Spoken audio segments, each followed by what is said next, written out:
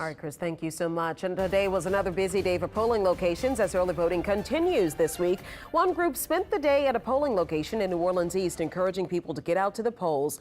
They specifically targeted people who are formerly incarcerated to let them know they're allowed to vote as well. In 2019, a Louisiana House bill went into effect that restored voting rights for residents serving probation or parole sentences that have not been incarcerated within the past 5 years. But Charles Amos with the group Voices of the Experience says many people still don't know that. We are here, we are registered, and we are voting because our vote count. We know that we are a population that needs to be represented, and this is why we're here. We're here to let people know who are formerly incarcerated that you can register to vote. According to a study by the Sentencing Project, there are over 19,000 Louisianians serving parole or probation sentences. More than 91,000 people in Louisiana voted Friday on the first day of early voting, and that beats the last presidential election in 2020 by more than 12,000 votes on day one. Yeah, that's a lot. And in Jefferson Parish, officials say they're seeing that same high turnout. Meg Farris stopped by some of the polling sites out there to see what's going on. A record number of voters in Jefferson Parish are hoping to avoid long lines on Election Day by standing in long lines to vote early.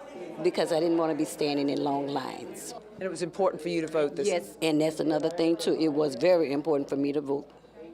And whenever they have elections, I'm out here. Especially that you have two sons serving in the Air Force. That's right. That's exactly right. Because we were told to that it would be beneficial for the party we're voting for to come early. What about you, sir? Yeah, I wanted to avoid the big crowds. I know it's going to be very crowded.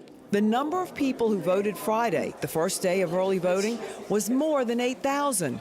That's more than on the first day of 2016 and 2020 combined.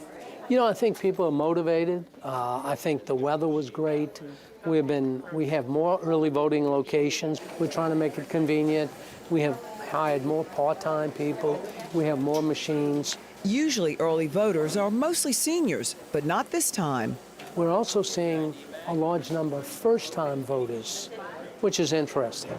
Is that because they're young, or maybe somebody who is 50s and just never voted before? I think it's a combination of both. If you're one of those first-time voters who registered online, you'll have to vote for the first time in person, unless you're an out-of-town student who sends in a copy of your student ID. We've had situations where somebody tried to register their dog. One way of telling is they have to come in and vote in person. Another difference this year, there are more registered Democrats in Jefferson Parish than Republicans. But this early voting cycle, it's the Republicans turning out in higher numbers, unlike years past.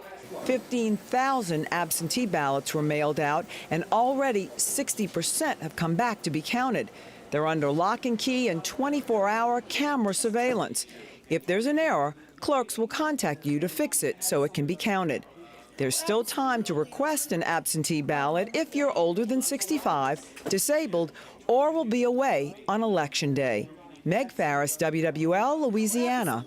There are 6 different early voting sites in Jefferson Parish. 3 of those are on the West Bank and 3 on the East Bank. Remember, you cannot wear any candidates' names on your clothes or campaign materials when you go vote. And we do have everything you need to know about how and where to vote in our 2024 Louisiana General Election Guide, including a look at early voting locations. You can just text the word election at the number on your screen right now to get a link to all that information. It's 504-529-4444.